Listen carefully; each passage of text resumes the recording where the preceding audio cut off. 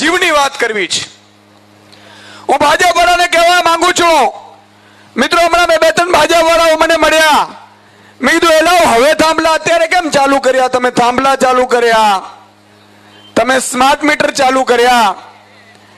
મને કે ઈશુદાનભાઈ તમારો વિડીયો અમે જોઈ ગયા હતા. મિત્રો મારો વિડીયો તો ચૂંટણી પહેલાનો, સ્થાનિક સ્વરાજ્ય ચૂંટણી પહેલાનો યુટ્યુબ ઉપર હશે, અને એમાં મેં કહેલું કે આ કોડાઓ ઉપર ભરોસો ન કરતા, મામા બનીને આવશે, કાકા બનીને આવશે, ભાણેજલા બનીને આવશે. ચૂંટણી ટાણે જેમ બાજરાના ખેતરમાં વૈયા પક્ષી ઉતરે ને એમ ભાજપ પર ઉતરીને આવશે. ભૂલથી કમરનો કાદવનો બટન ન દબાવતા, નહીં તો આ કોડાઓ થાંભલાઓ ને સ્માર્ટ મીટર નાખવાનું શરૂ કરશે. કરી દીધું કે ન કર્યું? જોરથી બોલો, કરી દીધું કે ન કર્યું? નમસ્કાર મિત્રો, કિસાન સંદેશ ચેનલમાં આપનું સ્વાગત છે. મિત્રો, આ વિડીયો છેલ્લે સુધી જોવા માટે ખાસ વિનંતી કરું છું, કારણ કે ઈશુદાન ગઢવીએ ભાષણમાં કહ્યું કે મેં પહેલાં જ કહ્યું હતું કે આ કોડાઓ ખેડૂતોને છેતરવા આવશે, તેમનો ભરોસો ના કરતા. મિત્રો, ઈશુદાન ગઢવીએ ચૂંટણી પહેલાંના વિડીયોમાં કહ્યું હતું તે પાછું ફરીથી તેઓએ સંભળાવ્યું છે. મિત્રો, કિસાન મહાપંચાયતમાં જે ઈશુદાન ગઢવીનું જોરદાર ભાષણ છે અને લોકોએ પણ આ ભાષણનું સ્વાગત કર્યું છે, તો આ વિડીયોમાં છેલ્લે સુધી જુઓ. અને જો તમને આ વિડીયો પસંદ આવે, તમે ઈશુદાન ગઢવીની વાત સાથે સહમત હોય તો આ વિડીયોમાં ચોક્કસથી અમને કોમેન્ટ કરીને જણાવજો. સાંભળીએ ઈશુદાન ગઢવીએ શું કહ્યું છે. મિત્રો, અમને હુજે છે આ લોકોનું. આપણે નાના હતા ત્યારે ખબર હોય તો ઘોડિયામાં દીકરો પોટે ને એટલે કહી દે માં કે આ દીકરો કર્મી થશે કે અકર્મી થાય, કહી દેતા હતા. સાચું કે નહીં? એમ ભાજપ વાળાને અમે ઓળખીએ. 30 વર્ષથી સાહેબ મામું રમાડે છે. આ બુચસિયાઓને હું સારી રીતે ઓળખું છું. પણ મિત્રો, કહેવા એ માંગુ છું કે આપણે એ 5 વર્ષે એ બચ્ચું આપણે બૂચ મારવા આવે, એ બચ્ચુની વાતમાં કેમ આવીએ છીએ? બચ્ચુની વાત તમને કદાચ ખબર ન હોય તો કહી દઉં. એક કાકા અહીંથી ધાંગધ્રા સુરેન્દ્રનગર માંથી ગંગાજી ગયા નાહવા માટે. એમણે નાહવા માટે ગયા, એકલા હતા. એટલે એક ભાઈ દીકરો એ ગયો કે મામા તમે મને ઓળખો? તો કે ના. તો હું તમારો ભાણો બચ્ચું. તમારે નાવું છે? તો કે હા નાવું છે. તો કે લાવો તમારા કપડા, રૂપિયા લાવો, તમે જરાય ચિંતા ન કરો, તમે બિંદાસ માં ગંગામાં ડૂબકી મારી આવો, નાહી લ્યો, અને હું તમારો ભાણો બચ્ચું અહીંયા ઊભો છું. સાહેબ, એ દાદા નાવા ગયા, નાહીને પાછા આવ્યા, ધોતી પહેરી હતી, બચ્ચું ગાયબ. બચ્ચું બૂચ મારીનો યોગ્ય. સાહેબ, એ દાદા પાછા અહીંયા આવ્યા, ફરીથી 5 વર્ષે ફરીથી માં ગંગાના દર્શને ગયા, નાવા ગયા. જ્યાં નાવાને આમ કરીને બાપા જોતા હતા, ત્યાં ભાણિયો આવ્યો. મામા મને ઓળખ્યા? તો કે ના. તો હું તમારો ભાણો બચ્ચું. લાવો તમારા કપડા, લાવો તમારા રૂપિયા, તમે જરાય ચિંતા ન કરો. દાદા ભૂલી ગયા હતા 5 વર્ષે, ફરીથી આવ્યા છે, ભૂલી ગયા હતા. નાવા ગયા, નાઈને પાછા આવ્યા. દાદા ધોતી વાળા જ ખાલી, બચ્ચું બૂચ મારીને વયો ગયો. મિત્રો, આ બચ્ચું ભાજપ વાળા દર 5 વર્ષે આપણે બૂચ મારવા આવે છે ને, એને ઓળખવાની જરૂર છે સાહેબ. આજે હાલત એવી આવી ગઈ છે. આ ગોપાલભાઈ હમણાં વાત કરતા હતા, સાહેબ મને ભાજપ વાળા મળે એટલે મેળા મારે એમને કે ઈશુદાનભાઈ કમાઈ લીધું કાંઈ? મેં કીધું શું? મને કે ખેડૂત કરતા હતા ને, ક્યાં ગયા ખેડૂતો? સાહેબ, હમણાં ભાજપ વાળાને મેં કીધું આટલો બધો અત્યાચાર કેમ કરો છો? મને કે ઈ તો થાંભલા નાખીએ છે ને, ઈ તો 15 દિવસમાં સોલ્વ થઈ જશે. પછી ઈ જ અમારા ખેડૂતો, વિકાસશીલ ખેડૂતો, વિકસિત ખેડૂતો માનનીય નરેન્દ્ર મોદીના વિકાસને મત આપી દે. આ મને હમણાં કીધેલી વાત.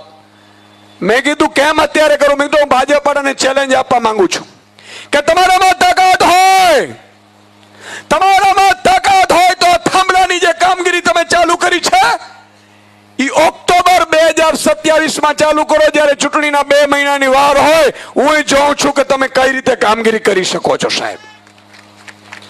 પણ મિત્રો, આ નહીં કરા બુચસિયાઓ બરોબર ખબર છે. ગોપાલભાઈ કે છે અબણ નથી, આ કોડાઓ બહુ તૈયાર છે. જો અબણ હોત તો બંગલો કેમ બની જાત ભાઈ?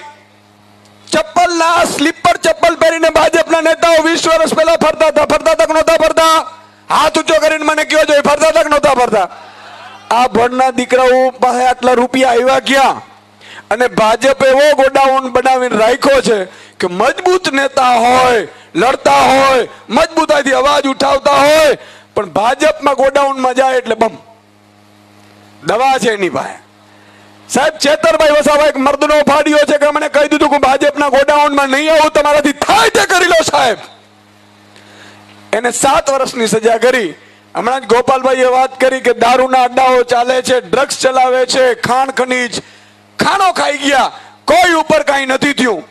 પણ મિત્રો હું કહેવા એ માંગુ છું કે હવે આપણે જાગવું છે કે પછી આમને આમ રહેવું છે? બોલો, હાથ ઊંચો કરીને કહો એટલે મને ખબર પડે. ખોંકારો ખાવા છે. જાગવું છે કે આમને આમ રહેવું છે? પાકું જાગવું છે. મતલબ હું બપોરે એક સાણંદના દરડ ગામમાં હું ગયો તો હમણાં.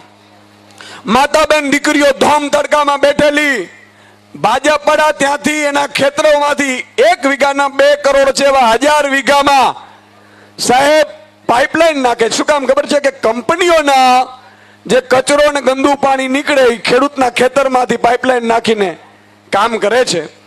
તમને આશ્ચર્ય થશે, કોઈ ખેડૂત સાથે વાત નહીં, ખેડૂતો સાથે મીટિંગ નહીં, ગ્રામ પંચાયતની મીટિંગ નહીં, ખેડૂતોની પરમિશન નહીં, કોઈ ઓર્ડર નહીં, કશું જ નહીં. અને કંપનીઓના દલાલ બની અને આ ભાજપના નેતાઓ મિત્રો કામ કરી રહ્યા હતા. આજે ખેડૂતો ધોમ તડકાના બેઠા હતા. મેં એમને પૂછ્યું, મેં કીધું કોણ જીત્યો? તો કે કમળ. સાંભળજો સાહેબ, જ્યાં તમે નજર કરો તો ગમે ત્યાં જાઓ. હમણાં તાલુકા પંચાયતની ચૂંટણીઓ હતી, જિલ્લા પંચાયતની ચૂંટણીઓ હતી. તમે મને કહો, આજે તમે નાગરાવાળા તો આપણા દર્શીભાઈને જીતાડ્યા છે, અભિનંદન. પણ મિત્રો 1-2 થી કામ નહીં ચાલે. આમ પણ આપણા ધારાસભ્યો છે 5, પણ 5 થી કામ નહીં ચાલે. વિધાનસભામાં જવું હશે, તમારા કાયમી પ્રશ્નોનો નિકાલ અંત લાવવો હશે તો એક જ વાત કરવી પડશે, આમ આદમી 150 સાથે એન્ટ્રી કરવી જોઈએ, ધારાસભ્ય સાથે. અને સાહેબ આમ આદમી પાર્ટીની સરકાર હોત તો શું થાય આજે તમને કહી દઉં. ઘણા લોકો એવું કહે છે કે સુદાનભાઈ સરકારો બદલે માણસો બદલે કશું ન થાય. મેં કીધું એવું નથી. ચાલે જાઓ પંજાબમાં. મિત્રો પંજાબમાં કંપનીઓ પંજાબમાં છે, નથી એવી નથી, પણ મિત્રો ખેડૂતોએ આંદોલન કરવા પડે છે તો થાંભલા મુદ્દે નથી કરવા પડતા. આજે મને આ પત્રકાર બેને પૂછ્યું, મને કે સુદાનભાઈ આ લોકો આંદોલન શેના કરી રહ્યા છે? મેં કીધું બેન આ આંદોલન ખરેખર તો ભાવ માટે હોવું જોઈએ. હોવું જોઈએ કે ના હોવું જોઈએ? એપીએમસી ની લાઈનો માટે હોવું જોઈએ, ખાતરની લાઈનો માટે હોવું જોઈએ, બિયારણ માટે હોવું જોઈએ. આપણા પાક વીમા ખાઈ ગયા, પ્રધાનમંત્રી ફસલ વીમા યોજના 2018 નો હજી પાક વીમા બાકી છે, એના માટે હોવું જોઈએ. કપાસના ભાવ ઓછા આવે છે એના માટે હોવું જોઈએ. પણ આંદોલન શેના માટે જ ખબર છે? આ તો અમે બધા ભૂલી જ ગયા. આપણે ભાજપને દાનમાં આપી દીધું જાણે. પણ મિત્રો હવે આપણી માં સમાન જમીન છાતી ઉપર જયારે બુલડોઝર ચલાવે છે ને ત્યારે આપણે જાગ્યા છીએ, આંદોલન કર્યા છે. એટલા માટે કહું છું, આવતીકાલનો સમય બહુ ભારે છે. જો આપણે જાગ્યા નહીં, આપણે એક ન થયા તો મિત્રો આ શરૂઆત છે. હજી થાંભલા નાખે છે. કાલે તમારા મારા દીકરાઓને ઉપાડી જતા આ લોકો વાર નહીં લગાડે, સમજી લેજો તમે. અને આપણી આબરૂ, બેન દીકરીઓની આબરૂ ઉપર ભાજપ પર આવીને ઉભા રહેશે. અને પછી આપણે જશું પોલીસમાં, કોઈ ફરિયાદ લેવા તૈયાર નહીં થાય. તાનાશાહીની સાહેબ શરૂઆત થઈ ચૂકી છે. મારી આપ સૌને વિનંતી છે કે હવે જાગવાનો સમય છે, થાકવાનો સમય નથી. મિત્રો અમે 5-25 લોકો લડીએ છીએ.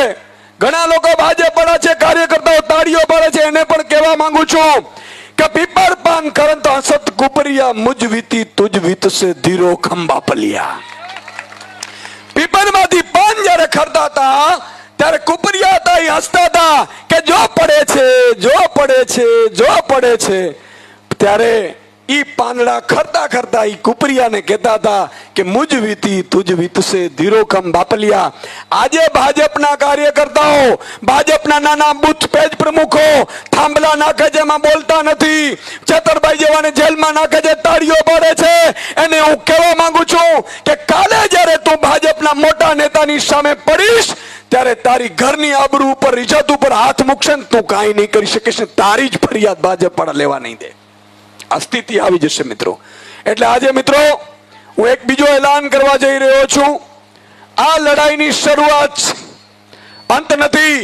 અને અમે તો 43-44 વર્ષના યુવાન છીએ. આ તો હજી બધા મારાથી પણ નાના છે. ભાજપ વાળાને કહેવા માંગુ છું કે તમારામાં તાકાત હોય એટલા અત્યાચાર અમારા ઉપર કરી લેજો. આજે નહીં તો કાલે તમારે વ્યાજ સાથે વસૂલાત ન કરીએ તો અમે ફક્ત અમે રાજનીતિમાં આવ્યા સાહેબ.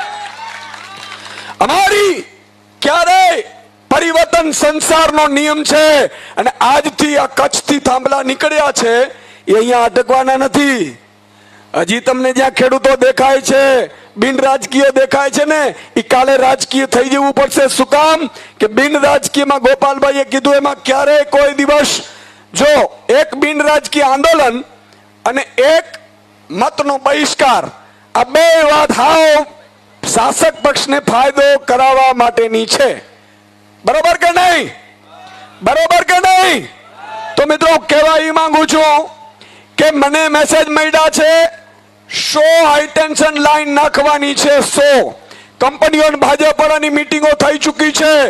લગભગ 1.5 લાખ મોટા થાંભલાઓ આવશે. 26 જિલ્લાઓમાં જવાનું છે. અને એટલા માટે આ લોકો અત્યાચાર કરી રહ્યા છે. મિત્રો આપણી માંગણી છે, એ માંગણીઓમાં તમે જો સહમત હો તો હાથ ઊંચો કરીને મને સમર્થન આપજો. આપણે આજે સંકલ્પ લેવાનો છે. મિત્રો મેં માંગણી કરી છે મુખ્યમંત્રીને કે આજની જમીનનો ભાવ છે એ માન લો 25 લાખ કે 35 લાખ હશે. બરોબર કે નહીં? આ થાંભલો નાખે છે 25 વર્ષ પછી 50 વર્ષ પછી. તો 25 વર્ષ પછી જમીનનો શું ભાવ હશે? 25 વર્ષ પછી જમીનનો શું ભાવ હશે? અને આ કોઈ કંપનીઓ મફતમાં વીજળી આપવા નથી આવી. આ કંપનીઓ કમાવા માટે આવી છે. અને કરોડિયાને જાળાની જેમ થાંભલા નાખવા માંડ્યા છે આપણા ખેતરોમાંથી. તો મિત્રો હું કહેવા માંગુ છું, મુખ્યમંત્રીને મેં લેટર લખ્યો છે કે આની સ્ટેટ લેવલની વળતર કમિટી બનાવો. કલેક્ટર લેવલની નહીં, સ્ટેટ લેવલની વળતર કમિટી હોય જેમાં કેન્દ્રના અધિકારીઓ હોય, સરકારના અધિકારીઓ હોય, ખેડૂતોના ઉચ્ચ પ્રતિનિધિ મંડળ હોય, ખેડૂત આગેવાનો હોય, જે અસરગ્રસ્ત ખેડૂતો ઈ હોય અને નિવૃત્ત ન્યાયાધીશો હોય. અને ઈ વળતર કમિટી આગામી 25 વર્ષ પછી અત્યારે 8 રૂપિયા યુનિટ આ વીજળી મળે છે, આપે છે આ કંપનીઓ. ઈ કંપનીઓ 25 વર્ષ પછી તો 100 રૂપિયા યુનિટ હશે. તો આપણી માંગણી છે કે સ્ટેટ લેવલની કમિટી બનાવો અને વળતર એવી રીતે ચૂકો કે જેમાં ખેડૂતનો નફામાં ભાગ હોય. બરોબર છે? આ વાત તો હાથ ઊંચો કરો એટલે મને ખબર પડે. બરોબર છે? તો મિત્રો આ માંગણીઓ સાથે આજે હું એલાન કરું છું કે આજથી આ ખેડૂત આંદોલનની શરૂઆત થઈ છે. 5 તારીખે ગાંધીનગરમાં સત્યાગ્રહ છાવણી ઉપર આપણે સામૂહિક ઉપવાસ કરીશું. અને ખેડૂત માટે, ખેત મજૂર માટે, ભાગિયાઓ માટે ખોડિયામાં પ્રાણ છે ત્યાં સુધી લડી લેવાની નેમ લઈએ છીએ સાહેબ. તો મિત્રો આજે તમારે પણ જ્યાં જ્યાં જાવ ત્યારે આ વાત કરવાની છે. 1 કરોડ પણ જો વળતર મળશે તો પણ ખેડૂતની જમીન, માન લો કે મારે 50 વીઘા જમીન છે, 2 થાંભલા આવે છે વચ્ચે, જમીનના ભાવ ઘટી જાય. ઘટી જાય કે ન ઘટી જાય? 50 લાખ ભાવ હશે, સીધા 20 લાખ થઈ જશે. અને આ હકીકત છે. અને કંપનીઓ, ખબર નહીં કંપનીઓને શું જોતું હશે. મને લાગે છે ઘર જમાયું હોય તો બની શકે ભાજપ વાળાના હારાઓ એવી રીતે હાલી નીકળ્યા છે. પણ આપણે આ નેમ લીધી છે અને આ આંદોલનની શરૂઆત થઈ ચૂકી છે. 5 તારીખે આપણે ગાંધીનગરમાં સત્યાગ્રહ છાવણીમાં સામૂહિક ઉપવાસ કરીશું. મિત્રો, આ વિડીયો છેલ્લે સુધી જોયો આપનો ખૂબ ખૂબ આભાર. આવા જ વિડીયો જોવા માટે, આમ આદમી પાર્ટીના નેતાઓના ભાષણ અને વિડીયો સાંભળવા માટે આ ચેનલને હજી સુધી જો તમે સબસ્ક્રાઇબ ના કરી હોય તો સબસ્ક્રાઇબ કરી લો, બાજુનું બેલ આઇકન પ્રેસ કરી લો, જેથી કરીને સૌથી પહેલાં વિડીયોના નોટિફિકેશન તમને મળતા રહે. હાલ આ વિડીયોમાં બસ એટલું જ. આ વિડીયોને લાઇક, શેર અને સબસ્ક્રાઇબ કરવાનું ના ભૂલશો. હવે મળશું કાલે એક નવા વિડીયો સાથે. અમને રજા આપશો. ધન્યવાદ. ભારત માતા કી જય. જય જવાન, જય કિસાન.